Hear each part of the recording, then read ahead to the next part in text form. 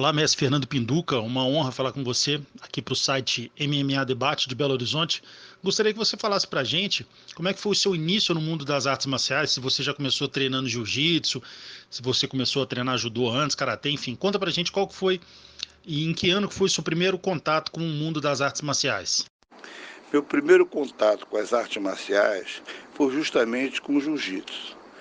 Eu nasci em Copacabana, frequentava a praia de Copacabana, garoto ainda, então eu tive que começar o jiu-jitsu por conta das brincadeiras lá com os amigos e os garotos maiores, querendo colocar a sua superioridade de força, com mais idade, com brincadeiras de rua, que naquela época nós frequentávamos, a praia de Copacabana, descíamos para brincar na rua. Então eu tinha que me defender, cara. Então um amigo do meu pai me indicou para que eu fosse para o jiu-jitsu. E ele, como amigo do Hélio Vígio, que tinha uma academia próxima à minha casa, indicou que eu fosse lá. Então meu pai me levou para a academia do Hélio Vígio e lá eu comecei o jiu-jitsu no ano de 1966. E nessa época eu tinha 12 anos de idade. Foi quando eu iniciei o jiu-jitsu e foi para mim uma oportunidade muito boa conhecer o Hélio Vígio, fiz amizade com o filho dele, o Redley, que eu tenho amizade até hoje, e foi para mim uma grande oportunidade. Mestre, seu primeiro professor foi o mestre Hélio Vígio, né, que faleceu há pouco tempo. Conta um pouco pra gente desse tempo, né, que você treinava com ele que foi um dos grandes alunos do mestre Hélio Gracie. Como eu já falei lá na primeira pergunta, o meu início foi lá do Hélio Vígio, né? Agora, falar do Hélio Vígio é uma coisa muito especial também, né? Ele era uma pessoa muito exigente, professor que gostava das coisas muito bem executadas, né? Então, ele como professor de defesa pessoal, ele exigia muito da gente, né?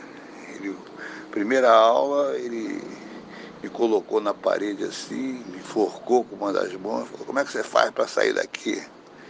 Eu não sei, cara. Então ele começou a mostrar técnicas, mostrar detalhes, né? Ele tinha ele passava para a gente uma força muito grande, uma força interior, né? Ele era uma pessoa muito positiva e mandava a gente colocar a mão para trás. Aí a gente tinha que suportar tapas de mão aberta para poder aprender a absorver pancadas, né? E tirávamos a parte de cima do kimono, treinávamos sem kimono, botava 2 contra 1, 3 contra 1, para a gente aprender a ter noção de distância, ter uma percepção sinestésica de observar um adversário vindo por trás. E foi uma coisa assim muito impressionante, né?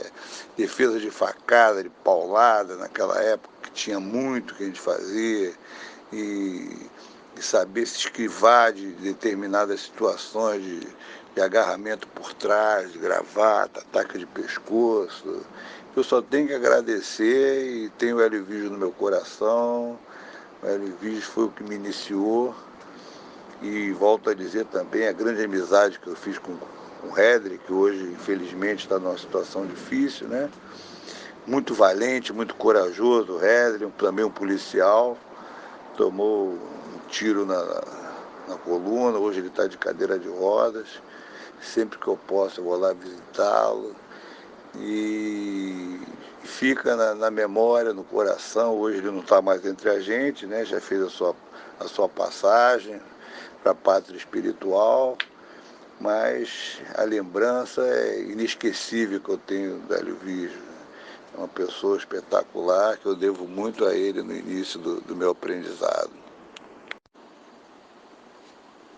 E também, falando sobre Hélio Vígio, ele me inspirou em fazer educação física, que ele era um professor de educação física, foi preparador físico do Vasco, militou no futebol também.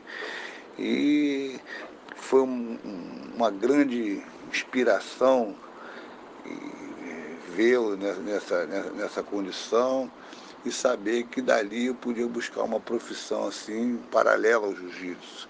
Ele me inspirou a fazer educação física, onde eu me formei, e também tive uma época que eu trabalhei no futebol do Flamengo também, e devo muito a ele essa inspiração, né, de poder tê-lo como espelho, um cara que sempre estudou, foi advogado também, professor de educação física, e isso mostrou a necessidade de você ser um atleta, trabalhar no esporte, mas também ter a responsabilidade de estudar para ter um futuro promissor.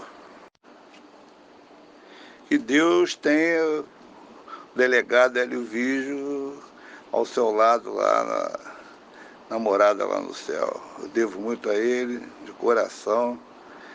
Fico até emocionado em ter a oportunidade de falar sobre o Hélio Vigio. Mestre, quando você entrou na Academia Carson, nem quem que eram os grandes nomes da academia? Né? Aquelas pessoas que mais tinham o jiu-jitsu que encantava você. Pegando o gancho da pergunta anterior, eu continuei na Academia Hélio Vigio por mais 2 anos. Fiquei lá até 1968. Foi quando o Hélio Vigio se formou policial e começou a dedicar seu tempo integralmente à polícia. E com os seus assistentes dando continuidade à academia.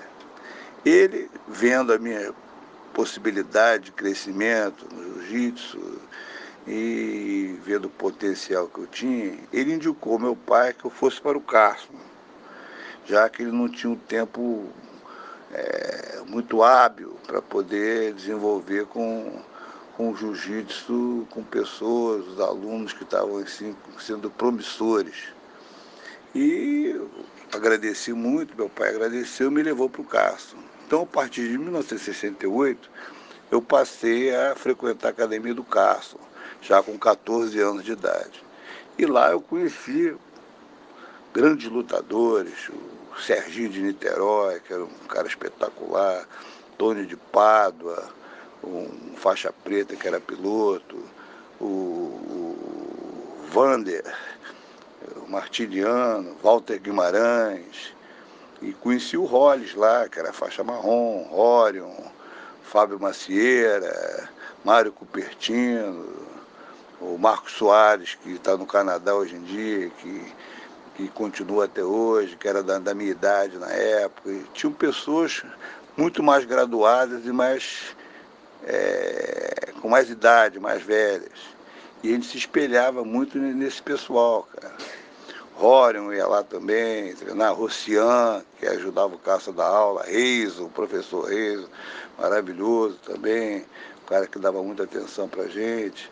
E ali nós começamos a desenvolver e conhecer o jiu-jitsu como defesa pessoal, um jiu-jitsu aplicado a você ter o conhecimento de uma autodefesa específica do corpo a corpo. E ali foi o grande início de tudo, né? Em academia pequena, não era na Figueiredo do Magalhães, onde o Cássio teve aquele esplendor, aquele desenvolvimento muito grande, com muitos alunos. Não existia campeonato na época, eram aulas de defesa pessoal, não tinha federação ainda, eram aulas específicas, individuais, tinham treinos coletivos também, tinha treino sem kimono, tinha uma atenção muito especial para cada um, né? Então era um jiu-jitsu que hoje em dia não se ensina mais, vamos dizer assim. E foi um aprendizado assim, inicial muito bom para mim. Mestre, em 84 você participou daquele evento, né, no Maracanãzinho, que foi entre o pessoal do boxe tailandês versus o pessoal do jiu-jitsu. Como surgiu o convite para aquele evento? Conta um pouco pra gente quem que foi da família Gracie que convidou você, enfim, como é que foi a época e a preparação para aquele evento? Bom, no ano de 1984, eu já era faixa preta, eu ganhei a faixa preta em 78 e era um competidor. naquela época eu estava com 32 anos já. E o Hollis, que também era da nossa equipe lá, ele faleceu em 82. E estava um momento muito difícil no jiu-jitsu, o jiu-jitsu estava de luto, né? Então, as competições estavam até paradas nesse ano, não me lembro direito. E estava um ambiente meio difícil naquela época. Mas esse evento surgiu por desentendimento do sobrinho lá do Molina, que era um professor de boxe tailandês, com um Charles Gracie, o filho do Robson Gracie, né? Aí brigaram, aí não sei direito o que aconteceu, e parece que brigaram novamente, aí teve uma covardia. Eu não sei essa origem ao certo como foi. E eu estava nessa época como professor de educação física, tinha uma academia de ginástica e treinava esporadicamente, porque os campeonatos não estavam acontecendo e eu ia à academia para manter o meu treino. E subindo na academia eu vi o Robson, o Reison e o Cássio conversando, que tinha um pessoal desafiando o jiu-jitsu, né? E o Robson indagando o Cássio se tinha alguém para representar lá a academia e tal. E o Cássio ficou meio assim, o pessoal destreinado, ninguém queria se oferecer para treinar. E eu cheguei pro Cássio e falei, Cássio, se tiver alguém, eu estou disposto aí para defender o nome aí da academia e tal. Aí o Hélio Gracie também entrou na jogada e resolveram colocar só os alunos, né? Não colocar ninguém da família para enfrentar esse pessoal que estava desafiando. E eu me ofereci, o Hélio Gracie prontamente aprovou meu nome, porque eu era um dos principais alunos do Cássio naquela época. E depois foram fazendo a seleção para ver quem gostaria de participar dessa equipe, né? Que eram 4, né? Para lutar contra o próprio Molina. Aí apareceu o Eugênio, apareceu o Marco Ruas, apareceu um rapaz do Kung Fu, o Bruce Lúcio, né? Aí encaixaram o Marcelo Bering, o Inácio Aragão, eu,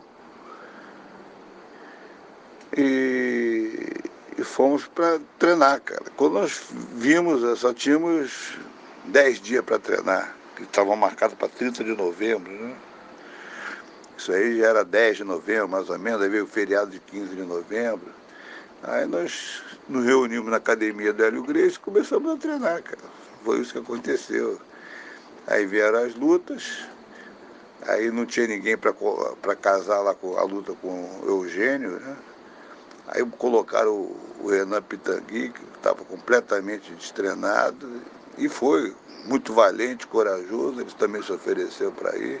E nós éramos alunos, naquela época ninguém dava aula, eu não era professor de jiu-jitsu, eu era professor de educação física, era um discípulo da família lá, aluno do Cássio, e fomos lá, eu, o Renan, o Marcelo Bering e o Inácio Aragão.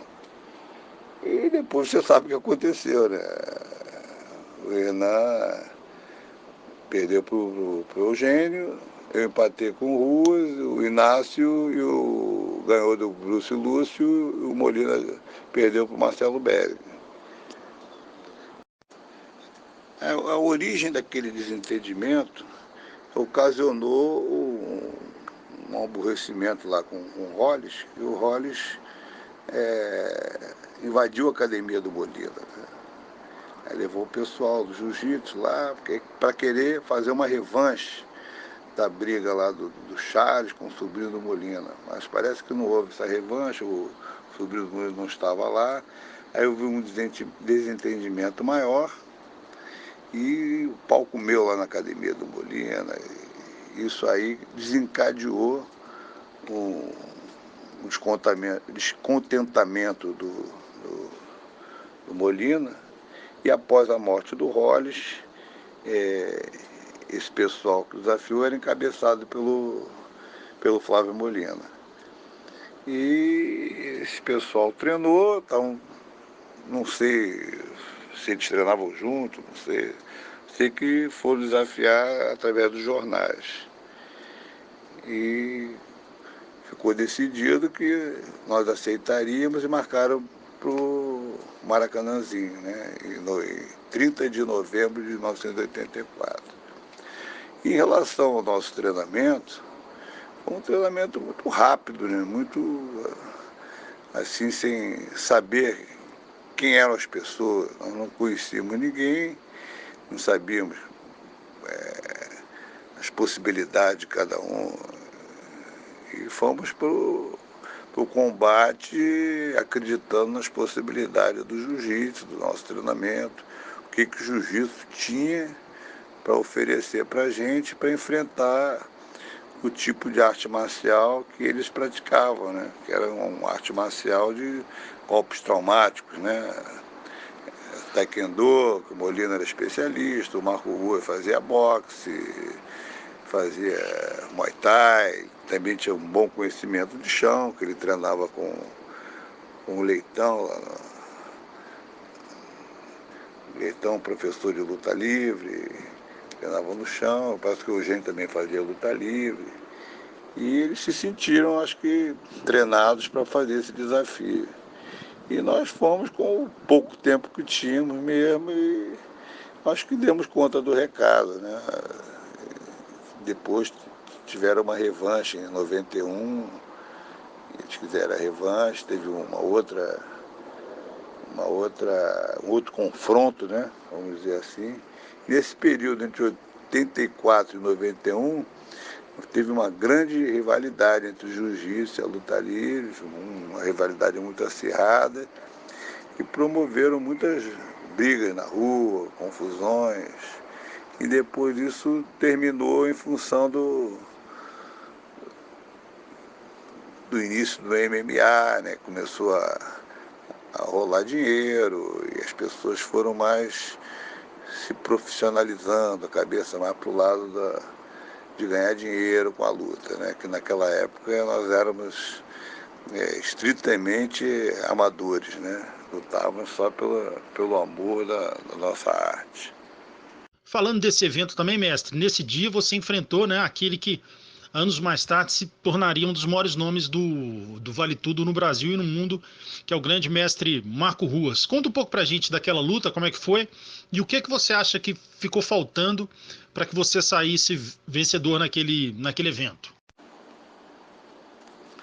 Bom, foi uma luta dura, né? A luta acirrada, ele querendo me nocautear e eu querendo encurtar a distância e colocá-lo no chão, porque nós treinávamos para tentar a finalização, né? Que o Hélio Gracie pedia para que nós usássemos nosso conhecimento buscando a finalização.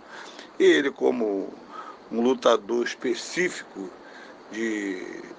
da parte traumática, o que ele fazia? Ele queria partir para um nocaute, uma sequência de golpes mais contundente, né?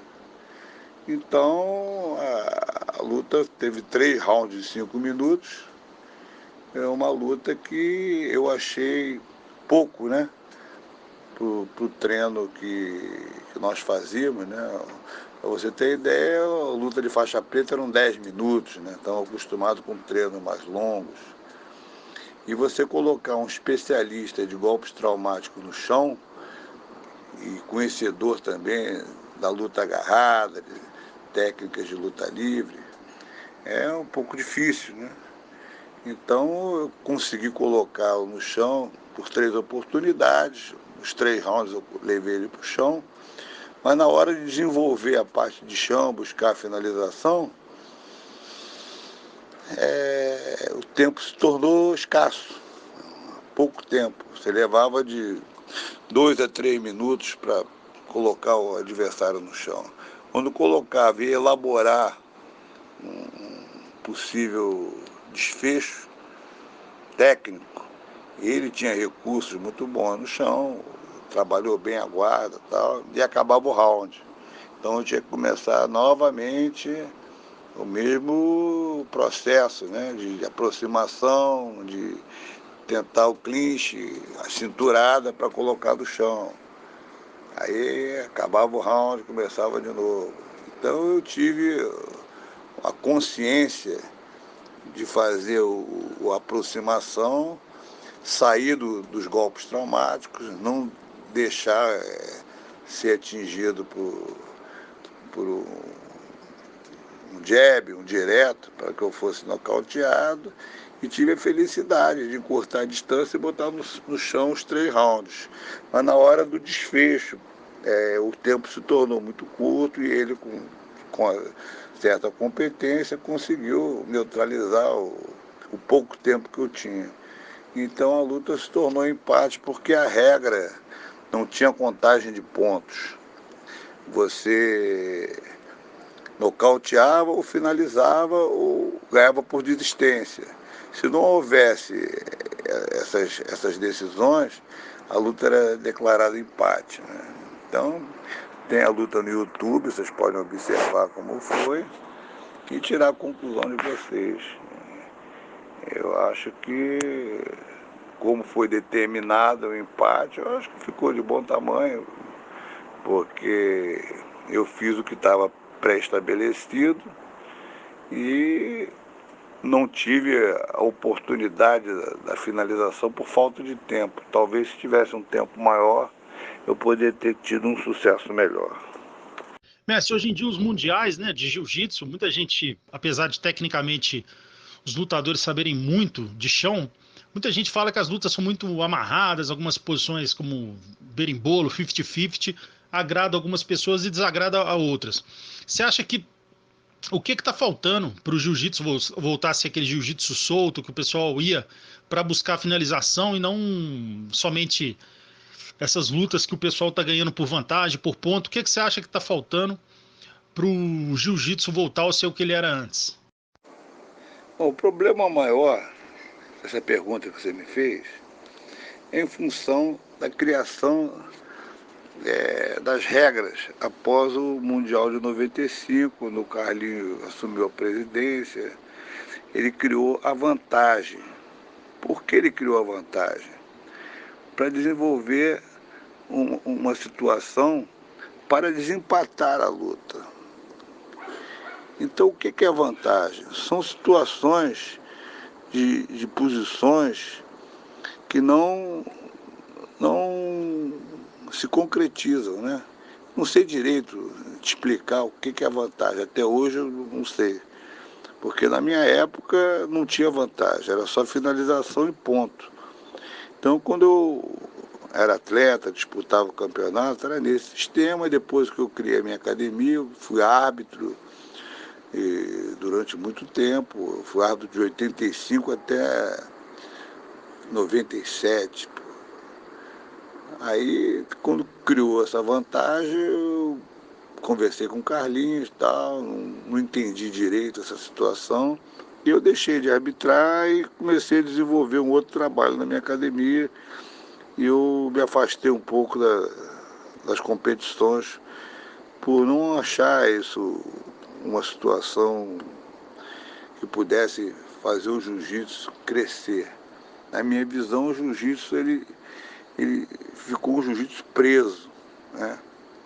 Não é um jiu-jitsu solto que era na nossa época, que tinha muitas finalizações. Hoje em dia tem finalizações quando a superioridade do lutador sobre o outro é muito grande.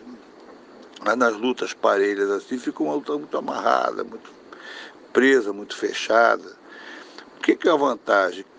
Ela possibilitou a criação de situações, como você citou, berimbolo, 50-50, e os lutadores passaram a ser lutadores táticos, não lutadores técnicos.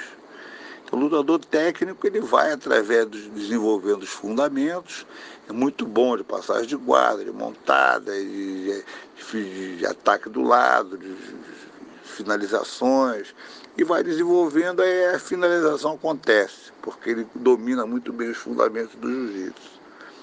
No caso de você amarrar a luta, você ganha uma posição e fica preso ali até acabar a luta. Não tem uma exigência assim muito grande das regras para que você se movimente. Então o cara usa daquela superioridade inicial e fica ali amarrando e movimentando um pouco, e criaram essa situação de de uma luta tática, né? Então os lutadores passaram a ser mais táticos do que técnicos, desenvolvendo essas técnicas que foram criadas com o advento da vantagem. Então a vantagem que foi criada na regra proporcionou a criação de novas posições para que a luta ficasse presa.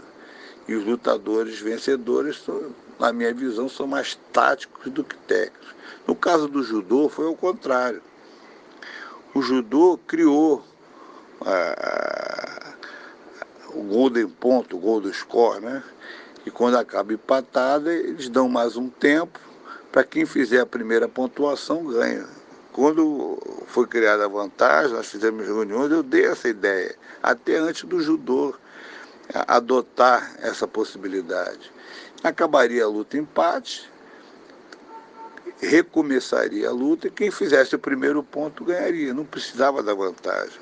Manteria como era antigamente, os pontos dos fundamentos que valiam, passagem de guarda, montada, pegada nas costas, e raspagem. E se acabasse empatada, daria um reinício à luta e os lutadores teriam que partir para frente para poder finalizar o ponto mais rápido possível. Quem fizesse o primeiro ponto seria declarado o vencedor. Mas como o Carinho optou para manter essa vantagem, o jiu-jitsu partiu para essa situação que perdura até hoje. Então nós temos que ver que o jiu-jitsu de rendimento, ele poderia, de tempos em tempos, ter uma reciclagem, uma reunião, para fazer uma revisão de como estão as competições, para que se mudasse um pouco as regras para buscar um jiu-jitsu mais ofensivo. Agora, falar de outro grande nome da história da família, o mestre Carson Gracie, né? Que também tinha um jeitão dele todo irreverente, falava muito alto, tinha aquele jeito dele. Todo mundo fala que ele tinha um grande coração. Conta um pouco pra gente alguma história engraçada, alguma passagem sua com o mestre Carson Gracie. Carson Gracie praticamente foi um pai para mim, né? Foi um segundo pai. Além dessa história que ele me levou para a preocupação que ele teve quando viu a minha perna, me levar para o pai dele me tratar, pô, foi uma coisa assim fantástica, o cuidado que ele tinha com os alunos. Ele adorava sair com os alunos. A academia praticamente era uma família, né? Então ele tinha aquela preocupação com cada um, ele examinava as possibilidades do treino de cada um para colocar no campeonato, para transformar aquele aluno num campeão. Ele era aficionado em campeonato, a equipe dele tinha que ser sempre a primeira colocada. Então lá na academia ele fazia com que nós treinássemos, um ensinasse para o outro e formar aquele clã, né? Aquele clã vencedor. Em 1976, eu estava na Faculdade de Educação Física ainda, ele me chamou para ser assistente dele. Foi a época que eu mais cresci no jiu-jitsu, para fazer educação física e eu ajudava ele lá com a aula das crianças, aula com os iniciantes. Foi um momento que eu mais cresci no jiu-jitsu, né? Eu aprendi muito ali, ministrando aula, sendo assistente dele. E ali que eu comecei mesmo a ter o entendimento do jiu-jitsu como professor. Como atleta e como aluno você vê de uma forma. Agora, quando você começa a passar as técnicas, você vê de uma outra forma o jiu-jitsu. Eu fiquei até 82, 83, Aí depois de 85 eu pedi permissão a ele para abrir minha própria academia, levei ele para conversar e tal. Ele prontamente me deu uma tremenda força e pediu para que eu nunca me afastasse da academia. Tivesse minha academia, mas nunca sumisse de lá.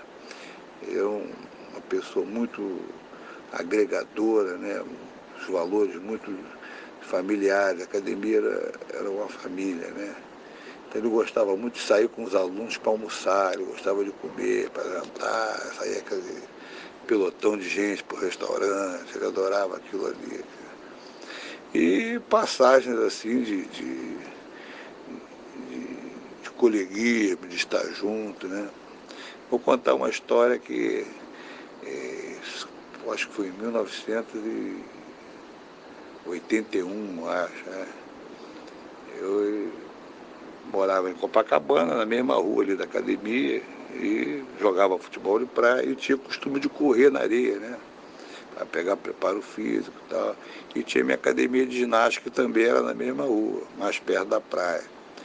Então eu estava correndo e terminei a corrida, ia para casa almoçar e que eu tinha que dar aula na academia. Ele estava parado com o carro ali na esquina, conversando com um amigo. Aí ele me viu, Peduca, Peduca, vem cá, vamos comigo até ali. Eu falei, pô, Cássio, já é 12h30, já, eu tenho que almoçar que eu vou para a academia dar aula. Não, é rapidinho, vamos ali comigo, a gente vai conversando. E eu, tá bom. Tava de sunga, com os pés cheios de areia, e entrei no carro dele. Aí saímos. Ah, vamos para onde? Não, vamos até ali, até ali. Aí pegou a Avenida Atlântica, beira da praia, foi andando, andando, a gente conversando, a gente foi se distraindo, batendo papo. Ele foi juiz de futebol, bandeirinha, falou sobre futebol, e falando sobre jiu-jitsu, vários assuntos. Quando eu vi, nós estávamos lá na Praça 15, já pegando ali o centro da cidade. Eu falei, pô, Carlos, eu estou de sunga aqui sem camisa, a gente vai para onde? Ele falou, não, vamos ali até Teresópolis, porque eu tenho que dar comida pro cachorro. Aí ele me levou para Teresópolis, olha, uma casa que ele tinha lá perto da casa dos Grace, e tinha o cachorro lá que esqueceu de deixar comida pro caseiro da comida. Então eu fui com ele até Teresópolis, de sunga, sem camisa, pé cheio de areia. Cara. Resumindo, eu cheguei na academia às 5 horas da tarde, voltando, e os alunos lá na porta me esperando. Esse é o Castle Grace, cara, aquela figura despojada e que não liga para compromisso nenhum, queria só a companhia ali para bater papo. É um cara com um coração imenso. No final a gente riu pra burra dessa história. Eu falei, Cássio, pô, você é uma figura, cara, poderoso, assim que ele chamava. Mestre, e hoje em dia, né, a maioria das academias de jiu-jitsu está fazendo somente o jiu-jitsu para competição, né? Então, na primeira aula, o aluno já começa a aprender a fazer guarda, enfim, e esquece um pouco da parte do jiu-jitsu como defesa pessoal, que é o que o mestre Carlos e o Hélio introduziram, né? O jiu-jitsu como um meio de defesa pessoal. O que você acha disso? Você acha que o jiu-jitsu está perdendo um pouco dessa essência de defesa pessoal e o pessoal está focando somente no jiu-jitsu de competição? Qual que é a visão que você tem sobre isso, mestre? É exatamente como você falou, né? A massificação do jiu-jitsu e o crescimento com dezenas de federações e confederações, e todo mundo querendo dar aula. Hoje em dia todo mundo é professor, né? Abrindo academia, vários lugares, qualquer buraco que tem uma academia, playground de edifício, na casa do quintal da casa de alguém aí que mora em casa. Hoje em dia tu vê tatame para tudo quanto é lado, todo mundo dando aula, todo mundo sendo professor. Então eu vejo o jiu-jitsu de uma forma só de competição, né? A parte de defesa pessoal ficou muito esquecida, né? Então, na minha academia, eu faço de uma forma totalmente contrária. Alguém quer competir, vai e compete, tá? Mas eu não faço a exigência de competição. Eu faço a exigência maior do aprendizado de jiu-jitsu num todo, em que a parte de competitiva, a parte de chão, nós treinamos também, mas a parte de defesa pessoal é a base. Se você não souber defesa pessoal, você não tem como desencadear todo o seu conhecimento para os valores do resto do jiu-jitsu, que é a parte em pé, a parte de controle lateral das imobilizações, a parte de montada, de consolidar um adversário no chão, entendeu? Então a parte de defesa pessoal enriquece os detalhes do jiu-jitsu de rendimento, do jiu-jitsu competitivo. Quando eu comecei a treinar, você tinha que fazer 36 aulas de defesa pessoal para começar as técnicas no chão, cara. Tinha que saber a parte em pé. Hoje em dia, os campeonatos não promovem mais luta em pé, porque com esse advento aí de birimbolo, 50-50, os adversários puxam para o chão, não estão mais desenvolvendo a parte em pé. Então a parte em pé é muito importante, a parte de quedas, a parte do equilíbrio, de você ter uma base, de você ter o controle corporal, de saber controlar o adversário. Um confronto, você vai para um confronto na rua, um confronto de agressão, ela vai começar em pé, vai começar separado. Você tem que ter noção de golpes traumáticos, entendeu? De como neutralizar esses golpes traumáticos. Agora a parte de chão fica muito restrita, você saber só a parte de chão e a parte competitiva, que a maioria das federações aí estão adotando regras que não valem determinadas técnicas. Então eu acho que o professor tem que ensinar o aluno a defender técnicas mais agressivas, não abolir a técnica da parte competitiva, porque aí o jiu-jitsu vai se restringindo a menos posições. Então, quanto mais posições você tiver, mais amplo fica o cenário de diversificação de movimento. O que eu vejo aí é restringir várias situações de chaves, né? Como cervical, como chave de determinadas chaves de pé. Eu acho que tem que valer tudo, cara. O professor tem que estudar as possibilidades de ataque e criar situações de defesa para que o aluno não seja surpreendido numa situação verídica, se por acaso vier a acontecer, né? Então, cabe aí essas federações aí se unirem, se juntarem para unificar as técnicas de campeonato, as técnicas do jiu-jitsu de rendimento, né? E assim fica cada vez mais difícil você ter um projeto do jiu-jitsu olímpico, que eu acho muito difícil que venha acontecer, né? E fica aí o meu recado para que possamos desenvolver um jiu-jitsu melhor, unificando essas entidades aí que comandam o jiu-jitsu de campeonato, de rendimento, né?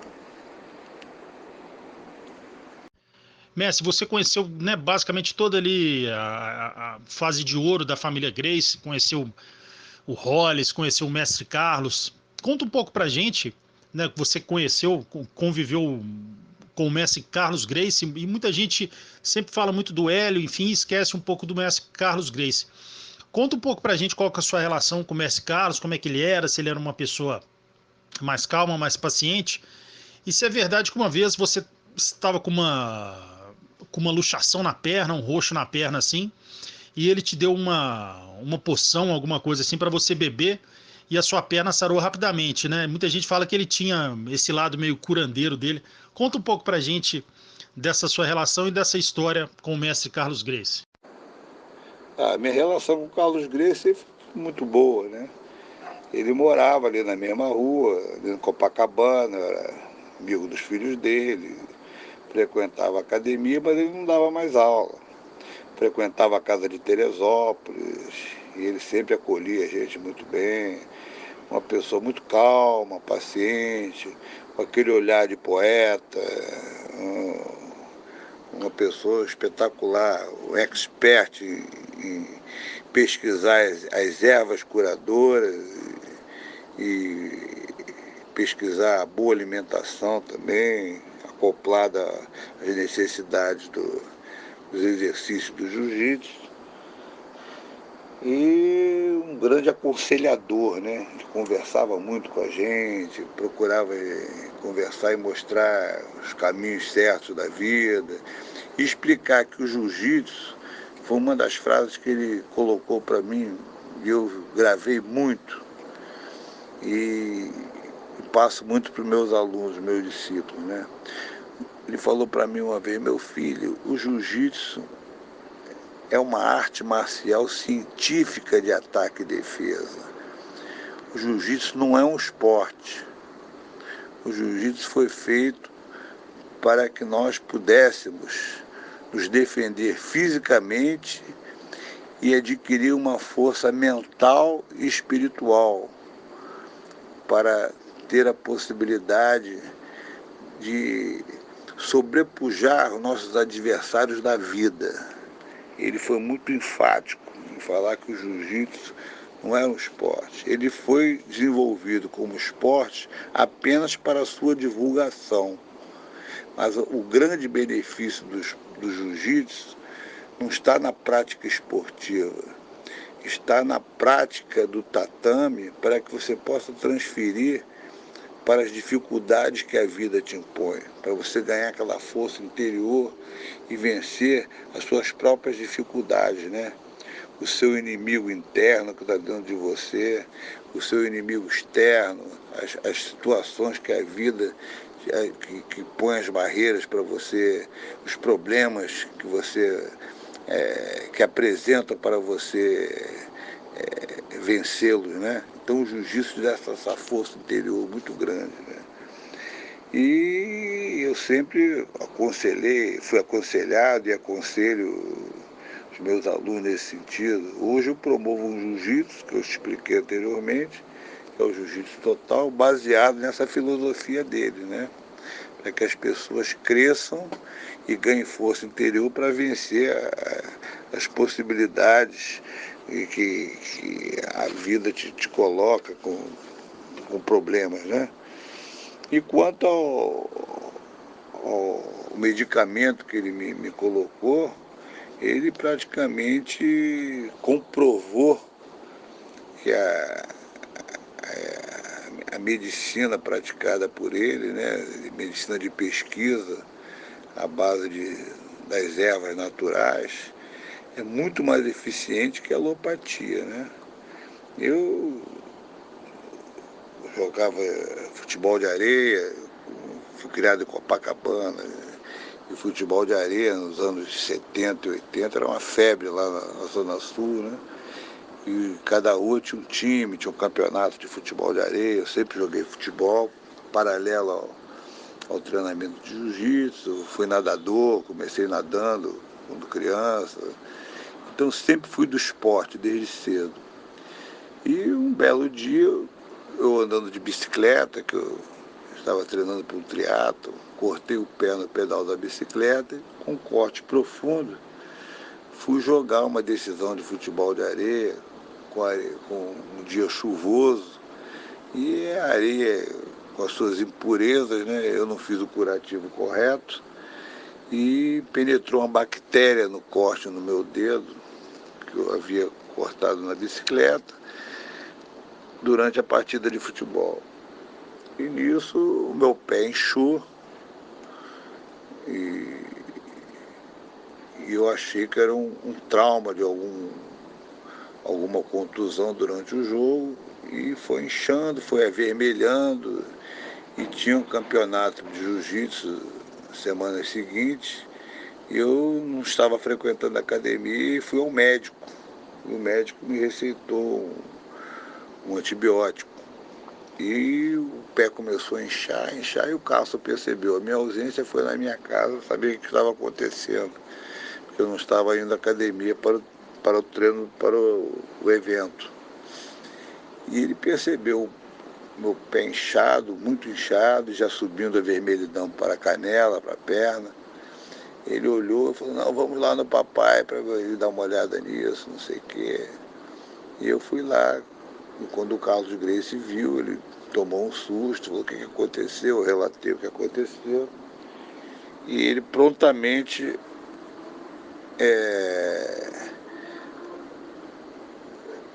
mandou suspender a medicação. Eu falei qual a medicação que eu estava tomando e pediu para que eu ficasse 48 horas de jejum sem beber água. Foi o primeiro tratamento. E depois eu voltei ao médico, o médico falou que era uma gangrena, que eu estava com possibilidade até de perder a perna. E ele rebateu as indicações médicas, o diagnóstico médico, dizendo que o médico não sabia nada, para mim seguir o que ele receitou. Ele veio com umas ervas para que eu preparasse o chás, e eu tomei esse chás durante 5 dias seguidos, né? Tinha que beber o chá das ervas que ele receitou, que eu não sabia quais eram, e ele nem revelou. E eu fui tomando à medida que ele foi pedindo para que eu tomasse. Eu tomei durante 5 dias. E fiz um jejum de 48 horas anteriormente. Isso deu uma semana, 2 dias de jejum e 5 dias de chá. Para te falar a verdade, em 10, 12 dias eu estava completamente curado. E com 16, 17 dias eu já estava treinando. Eu passei a tomar o chás e comecei a me alimentar com a dieta Gracie. Frutas, doces, não podia tomar refrigerante, hipótese alguma, e muita água, junto com chá, sucos, melancia, com mamão, pera, frutas doces. Depois eu passei a comer apenas saladas e durante esses 20, 25 dias de tratamento eu perdi 11 quilos. Tirei todas as impurezas, fiz a limpeza no meu organismo assim, fantástica. E adquiri uma saúde, uma forma física impressionante, cara. Outra pessoa que eu também sou muito grato ao Carlos Gracie, e pela sua competência, pela sua paciência, sua pesquisa, e dizer a você que a dieta Gracie funciona. Eu fui vítima de uma bactéria profunda que os remédios alopáticos, dito por ele, fortaleceram a bactéria em vez de matar a bactéria. Não sei se foi o emprego errado do remédio, que o médico errou ao receitar esse tipo de medicação. Eu sei que ele contestou a indicação médica e eu fui curado pela sua forma de ver o tratamento e pela alimentação que me foi imposta. Sou muito grato a ele e dizer para você e para todos aí do canal que a dieta Gracie me curou e recomendo que vocês procurem examiná-la, né, e ver como é que é um sistema de alimentação muito propício ao atleta. Mestre, agora falando do jiu-jitsu dentro do MMA, quais os lutadores, os praticantes de jiu-jitsu dentro do MMA que mais agradam aos seus olhos? Aqueles lutadores que têm como base o jiu-jitsu, que tem um jogo que te agrada. Realmente eu não tenho muito acompanhado o MMA, né? Eu não tenho prazer em ver MMA. O Vale Tudo que eu gosto de ver não existe mais. Então passa muito tarde, eu não acompanho. Eu vejo o Vitor Belfort, o Anderson Silva, os lutadores brasileiros, e o José Aldo, que eu torço por eles, mas o lutador que mais se aproxima de executar o jiu-jitsu no MMA é o Demian Maia, né? E o Murilo Bustamante, que fez também uma luta muito boa com o Tom Erickson, nosso companheiro lá do caça, diferença de peso incrível. Foi uma demonstração do jiu-jitsu, o Minotauro com Bob Sapp, foram lutadores que mostraram a eficiência do jiu-jitsu com os caras mais pesados e que eu posso citá-lo aqui como exemplo da força do jiu-jitsu contra a força bruta de outras artes marciais. Mestre, você começou no jiu-jitsu, né, nos anos 60 e viu muita gente da família Gracie em ação, como o grande Hollis Gracie, o Elson, o Orion, o Carson, enfim, todo mundo que você viu, outros também.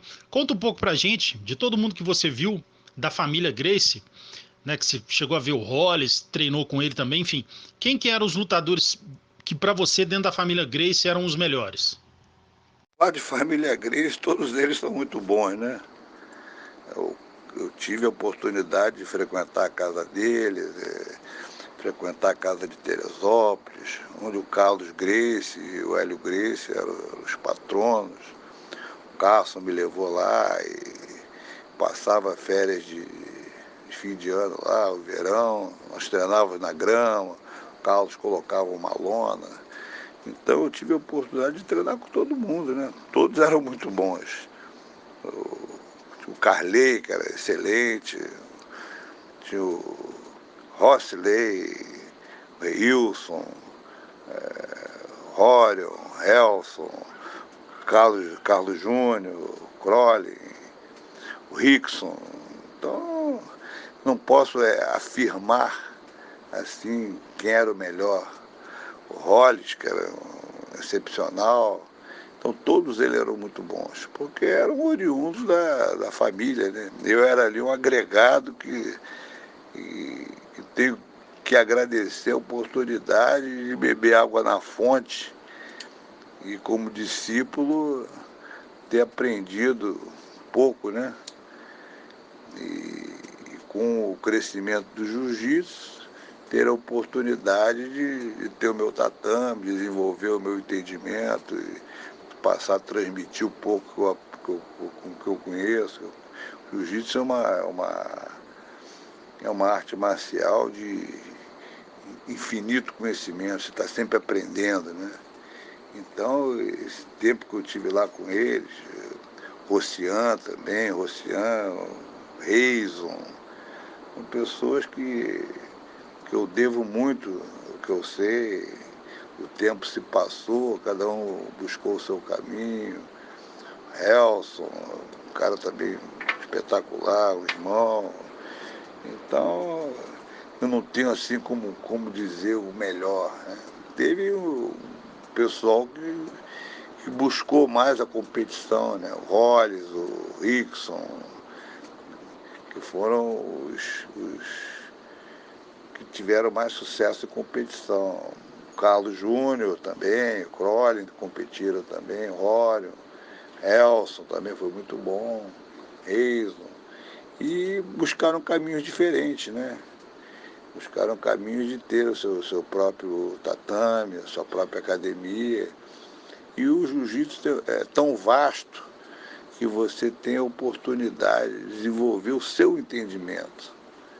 Como você deve ensinar, como você vê o jiu-jitsu, qual é a forma melhor de ter determinados alunos. Uns querem alunos competidores, outros procuram trabalhar com alunos empresários, alunos que desenvolvam a filosofia do jiu-jitsu, outros com alunos que não têm a possibilidade física, né? Que tem problemas emocionais. O jiu-jitsu é muito bom para isso, o jiu-jitsu é espetacular para trabalhar com o lado emocional do ser humano. Então eu só tenho a agradecer e elogiar cada um deles, o pouco que que eu pude aprender com cada um, né? E a gente vai treinando, um vai aprendendo com o outro, né? Então o Hélio, o Carlos e o Carson foram um tripé assim de almejar uma inspiração dentro do jiu-jitsu, né? O professor Robson Grace também, um cara que sempre incentivou. Então, enfim, é o meu agradecimento à família inteira. Messi, se você pudesse colocar de todo mundo que você viu, né? Quais os 5 maiores lutadores de jiu-jitsu que você viu na sua vida? Pode ser de qualquer peso. No momento eu estou meio afastado aí de competições do jiu-jitsu, porque o jiu-jitsu que eu promovo na minha academia é um jiu-jitsu que eu chamo de jiu-jitsu total. O total jiu-jitsu é uma forma de emprego de técnicas que nós fazemos um apanhado muito profundo da defesa pessoal, treinamos de kimono, sem kimono, temos complementação com boxe, com parte traumática. Então eu faço mais ou menos o que eu aprendi com o Hélio Vígio lá atrás, no início, quando não tinham competições, e vou estudando determinadas situações de agressões de rua e também desenvolvo o jiu-jitsu no chão, de kimono, sem kimono. Então os meus alunos atuais, eles não têm a predileção por campeonatos, justamente porque a pergunta anterior que você me fez promove esse tipo de sentimento. Ir para fim de semana para campeonato e essas lutas fechadas, amarradas. O pessoal, os meus alunos, tem alunos que me acompanham há mais de 20 anos, são alunos de diversas profissões, são profissionais que usam o jiu-jitsu para o seu bem-estar, para promover a sua própria saúde e para ter a sua autodefesa. Então eu estou trabalhando o jiu-jitsu com profissionais liberais, médicos, advogados, engenheiros, pessoas que não compactuam com competição de rendimento. Eles utilizam o jiu-jitsu para fazer a competição com eles mesmos, para ter a competição com as dificuldades que a vida impõe. Então, eu estou num outro caminho bem diferente do jiu-jitsu competição, né? E eu estou meio afastado de acompanhar. Eu vejo muito aí o Roger Grace fazendo um bom trabalho, o Bochecha, outros André Galvão, que são os mais falados aí, né? O Demian Maia, um rapaz muito bom, que acopla muito bem o jiu-jitsu no MMA. E eu estou meio afastado disso. Então eu não tenho como assim opinar e responder essa sua pergunta com precisão. Messi, você que é um nome histórico dentro do jiu-jitsu, como é que você vê o jiu-jitsu dentro do MMA hoje em dia? Bem, o MMA, na minha visão, é um entretenimento, é um show. E esse sistema de round de 5 para o jiu-jitsu, na minha visão, fica um pouco complicado, porque os atletas de MMA me parece que eles querem só trabalhar em cima, utilizando chutes, socos, e há um incentivo da direção ou do juiz, não sei, para que a luta de chão não dê continuidade. É muito interrompida. Então, para o praticante de jiu-jitsu, para o atleta de jiu-jitsu, fica meio um negócio capenga, né? Você tem que levantar toda hora, tem que trocar. O atleta de jiu-jitsu, ele tem por sua característica ele manter a distância e tentar aproximação para o clinch, cara. Para quê? Para desenvolver o trabalho de golpes traumáticos no chão, para buscar a finalização. O grande objetivo do jiu-jitsu é a finalização. Então aquele jogo sem camisa, ali, corpo nu, suado, escorregando, já complica os detalhes do jiu-jitsu. Aquela obrigatoriedade da luva, obrigatoriedade de você ter que desferir socos. E a minha visão é muito ruim para o jiu-jitsu. E o tempo também não é um tempo específico.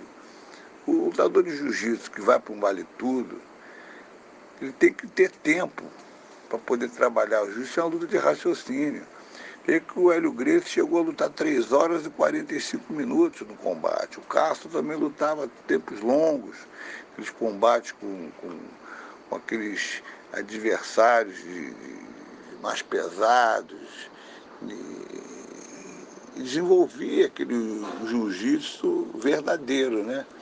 Hoje, com a propaganda, com a televisão, você tem que ter tempo para fazer o merchandising dos produtos que envolvem esse evento, eles interrompem a luta. Tem que ter o patrocínio, a propaganda, rola muito dinheiro.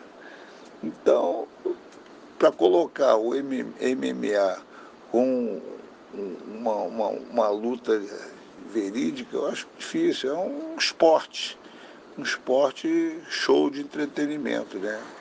Colocado com obrigatoriedade de você lutar várias modalidades. Você tem que ter parte de wrestling, parte de golpes traumáticos, de Muay Thai.